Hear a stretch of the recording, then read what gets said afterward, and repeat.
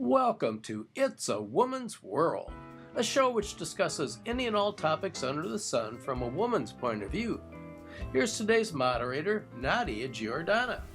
Hello and welcome to It's a Woman's World. I'm Nadia Giordana. We have a real interesting show for you today, but first let me introduce my co-hosts. We start with Dr. Susan Strauss. Hi, Nadia. Glad to be here. It's been a while. It's really good to have you here with us again today. Thanks. And Gloria Van Dimmeltrot.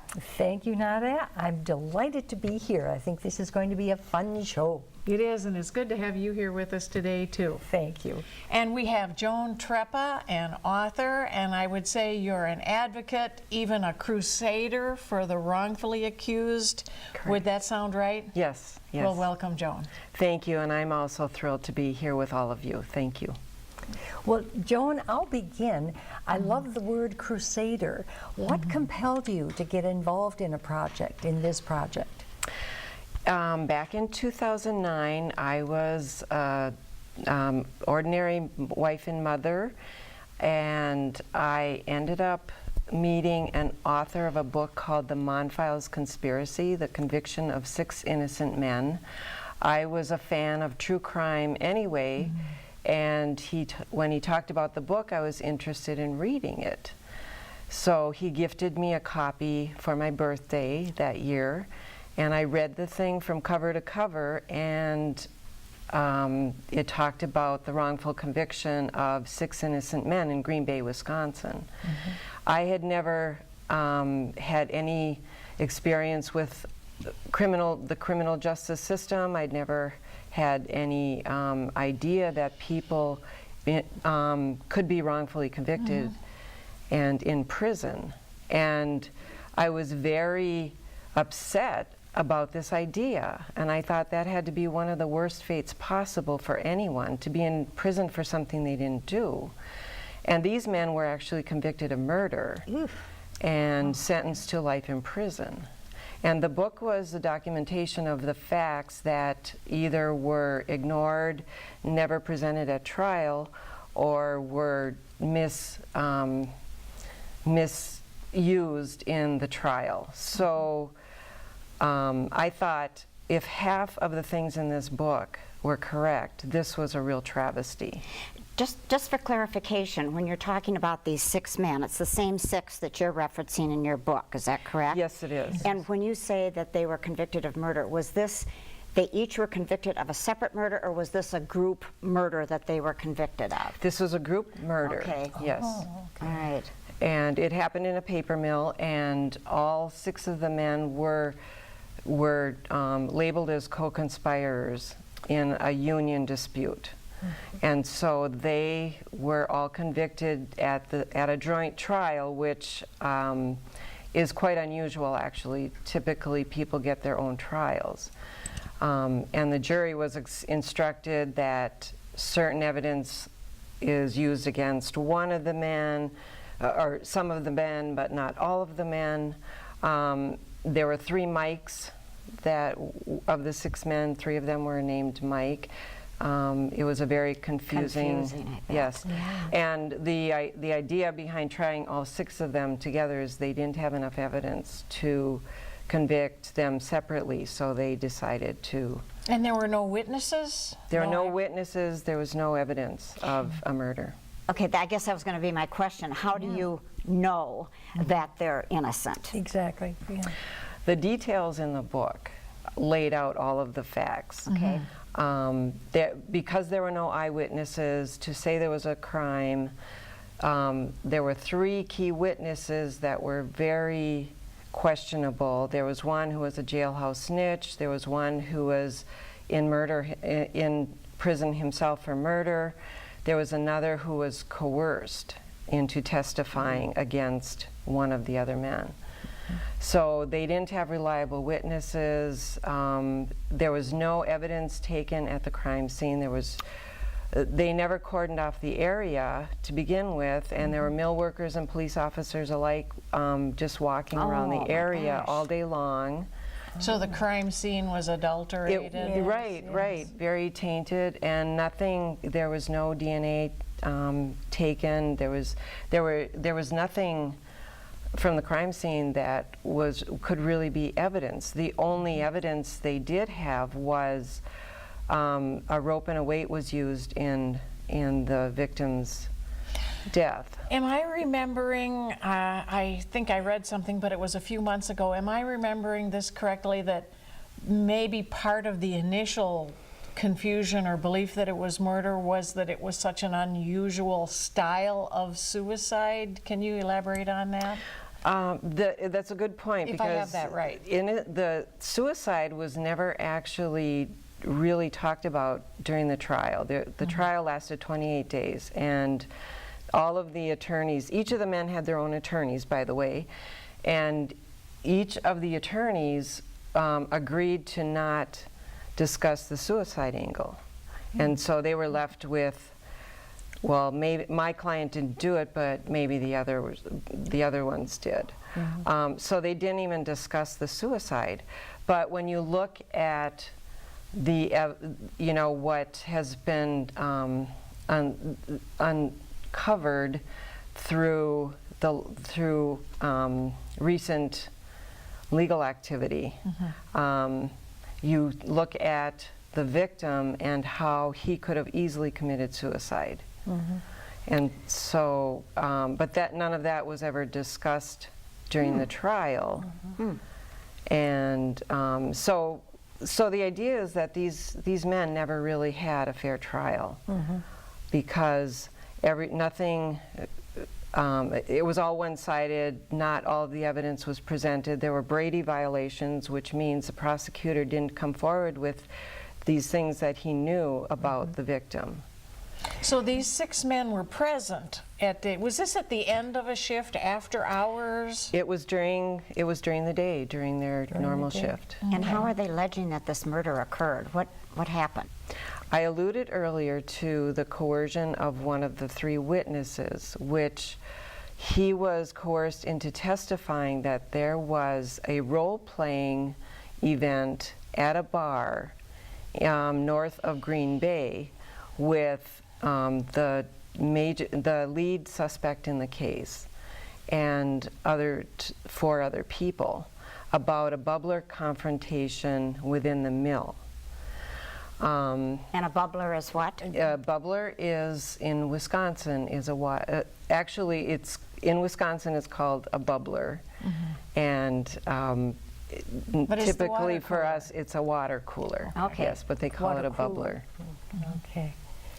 So how did the murder / suicide, whatever it might have been, how did it occur? What's the scene?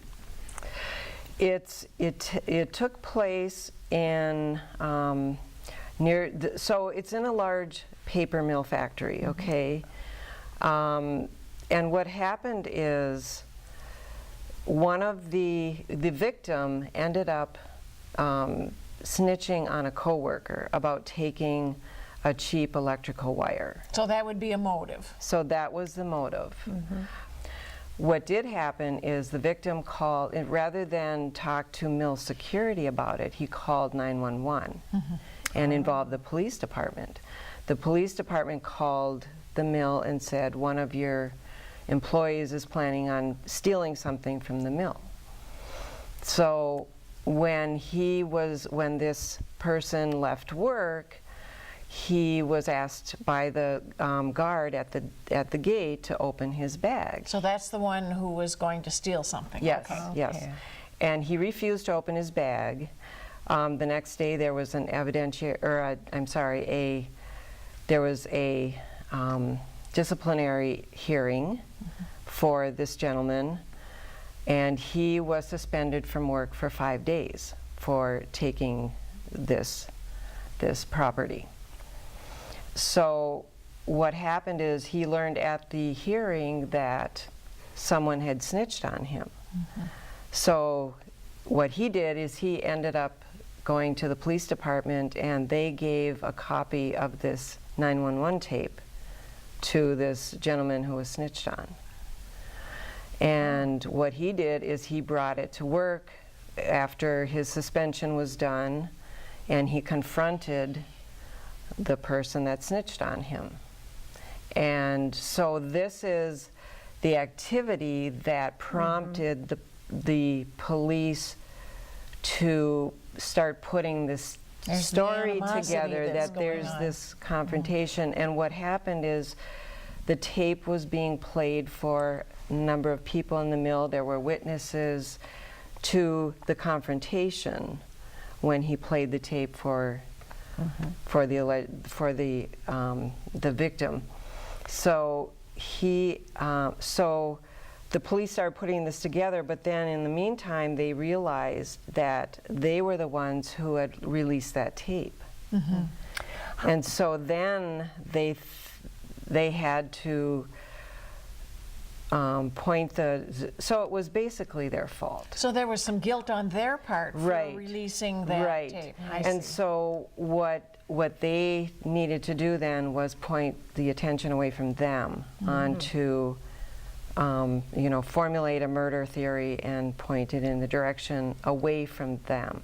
How And was that's he- what we believe happened. How was he supposedly killed, I guess? Right, is I was my just going to question. say that too. How was he what was the killed? manner of death? Okay, so he was found in a paper mill. They have vats that are filled with paper pulp, and that's where they make the toilet paper, the paper towel. They're 20-foot. They look like a silo. They're round and 20 feet tall. So after this tape confrontation, the victim went missing. And Same they day? started, yes, the same day, and day. they started looking for him. They couldn't find him. They found that his clothes were still in his locker, his car was still in the parking lot, so they knew he hadn't left. And the last resort, they started emptying the pulp vats. And sure enough, they found his body at the bottom of a pulp vat.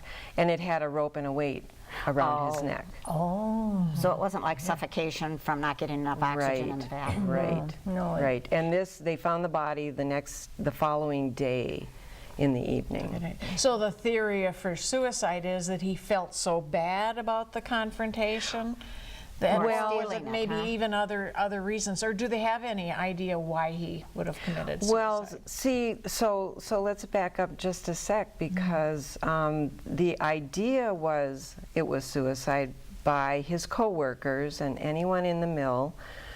But at that time, the lead detective was trying to create this murder because of their involvement in this end result. So, so they're asking people in the mill, and everyone is saying this was suicide. We know Tom was having problems at work or with his marriage. He was unstable. He was seeing a psychiatrist. So he had issues. So he had issues, yes. But he was also obsessed with death and dying. And he had been in the Coast Guard, and he was on a team that rescued bodies from the water in that manner. I understand then that suicide is the basis from what they were thinking that he had done in around the rumor mill around the plant. Is that correct? Yes, yes. Among the mill workers, everyone believed it was a suicide because of this person's character and tendencies. The police department, on the other hand, were trying to fulfill their murder theory. So they started pursuing this theory, and that is what the road they went down. But if you look at the victim's past, it's clear it was a suicide. I think that book would be really good to read to get the details out as to why your belief is that they're wrongfully convicted and theirs. I understand one of the men has been exonerated. Yes. And I think this falls into the kind of work that you're doing. One man is exonerated. Why not all six? The fast answer is because you have to appeal your case separately, and it costs a lot of money. And these people didn't have that money. The one did. Joan, I'm interested in the books involved. What did the book cover that you were enthralled with that compelled you to get involved in this, and what is your book covering that's different? When I got involved in 2009, I started a path to find legal assistance for the other 5 men. And the book is about that journey. Oh, okay. Joan, what I'm really interested in is what your process is. Now, I know that you've written the book, but you got involved after reading the other book, and you're writing a book. But what have you been doing to incorporate into the book? Have you met the men? Have you met their families? I know you're trying to get legal aid. So, other than writing the book, what have been your processes in being an activist and an advocate for these 6 men? I've been a bridge between activities in Green Bay and here. I have met all the men and their families, and the idea was that we weren't going to find legal assistance in Green Bay because this case is very controversial over there. And the idea was to find representation in Minneapolis, where I live. So I ended up what I did is I took books, these Monfiles conspiracy books, to Minneapolis, and I started selling them to anyone and everyone who would listen to me. A year into it, I sold a book to a retired private investigator who sat down and read it. He ended up getting involved, and from there he and I searched, and it took us 2 years to find legal assistance, legal pro bono assistance. Are the men still incarcerated, all of them, or all but one?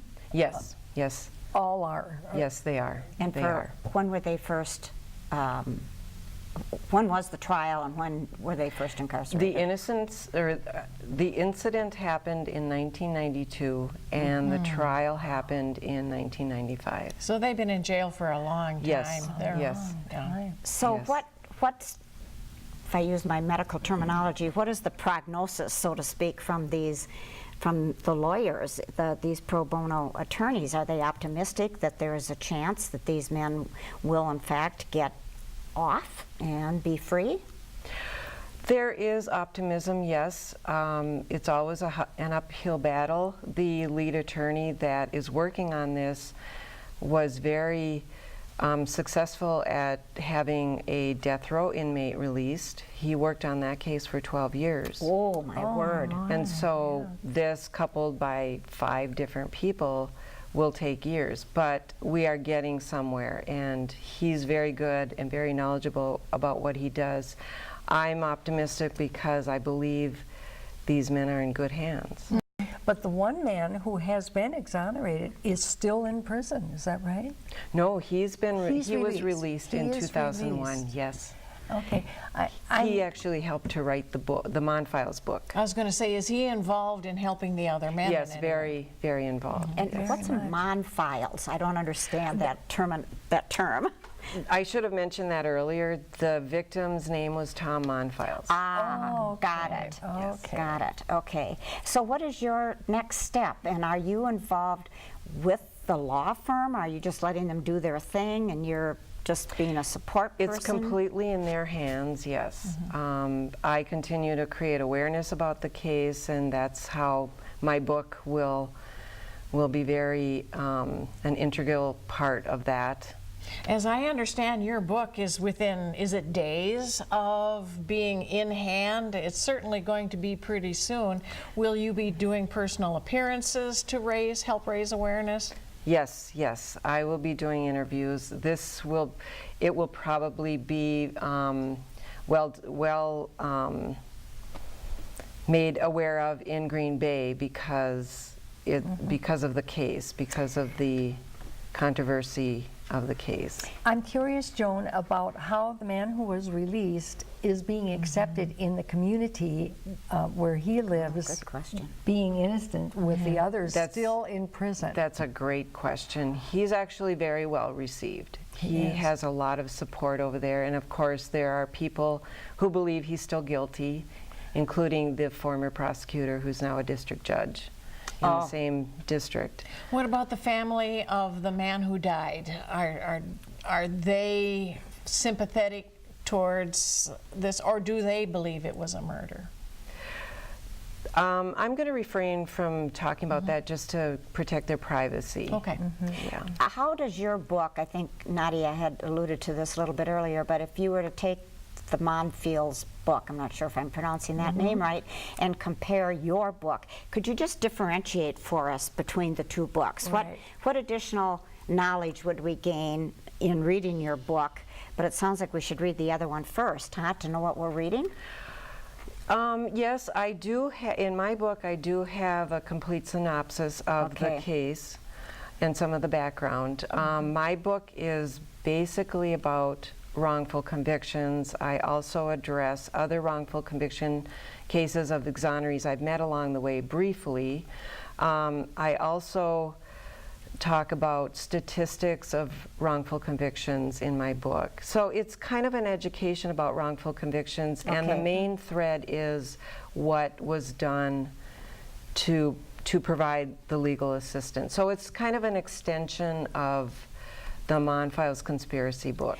And if you were to talk a little bit about what you've learned about the psychology of an inmate who's been wrongfully convicted, and not only with him in these cases, but the family, what are you learning about that? I mean, I guess we can all imagine, but what have you learned specifically? These people are heroes. They are very, very courageous, and they have so much stamina.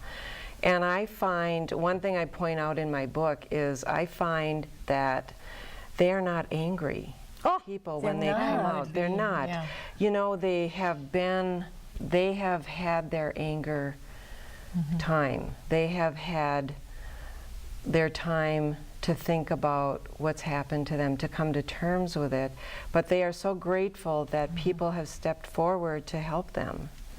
And they've decided that they don't want to waste any more time on anger. They want to move forward. I guess that's a healthy attitude. Yes, very healthy. We can learn a lot from them. There has to be a huge process in going back to the world. I mean, this man that's free now was incarcerated for a long time. Right. Because there's the whole legal process. He can't vote, couldn't buy a gun. Right.